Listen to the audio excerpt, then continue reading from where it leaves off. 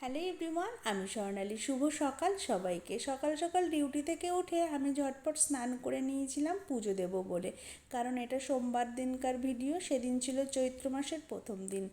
ভগবানের প্রতি একরাশ অভিমান নিয়ে আজ অনেক দিন পর পুজো দিতে বসেছিলাম, কারণ আমার হয়েছে ভগবানের প্রতি অভিমান। মানে এখনও অভিমানটা কাটেনি। আমি অসম্ভব ভগবানকে ভালোবাসি, তাই ভগবানের প্রতি আমার সবথেকে বেশি অভিমান হয়। যাই হোক, কথা বলতে বলতে রেডি হয়ে বেরিয়ে পড়েছিলাম বনগাঁ স্টেশনে যাওয়ার উদ্দেশ্যে। যেহেতু আমার হাতে কোনো দিনই টাইম থাকে না, আর আজ তো একদমই টাইম নেই, তাই ঝটপট টিকিট কেটে দৌড়াতে দৌড়াতে কোনো রকম ট্রেনটা আমি পেয়ে গেছিলাম। ট্রেনে উঠেই বসে আমি একটু মেখে নিচ্ছিলাম সানস্ক্রিন, কারণ বাইরে প্রচণ্ড রোদ আর সেরকম গরম। আমার সেরকম একটা হেয়ার কেয়ার বা স্কিন কেয়ার করা হয় না সবার মতন, তবুও চেষ্টা করি কোনো রকম কিছুটা কাজের মধ্যে সময় বার করে নিজেকে একটু সময় দেওয়ার।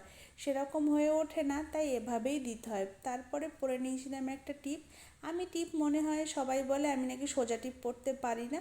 যাই হোক, তোমরাই বলো তো সোজা টিপ পরেছি কি না। তারপরে চুল আসতে আলটিমেটলি আমি রেডি হয়ে গেছিলাম। আমার মনে হয়েছিল বেশ সব কিছু দিক দিয়ে ঠিকঠাকই লাগছিল। যাই হোক, তারপরে ট্রেনটা ছেড়ে দিয়েছিল। ট্রেনটা ছেড়ে দিতে না দিতেই আমি চলে এসেছিলাম ঠাকুরনগর স্টেশনে। ঠাকুরনগরের মেলা শুরু তো। আজ না এই পর্যন্তই থাক।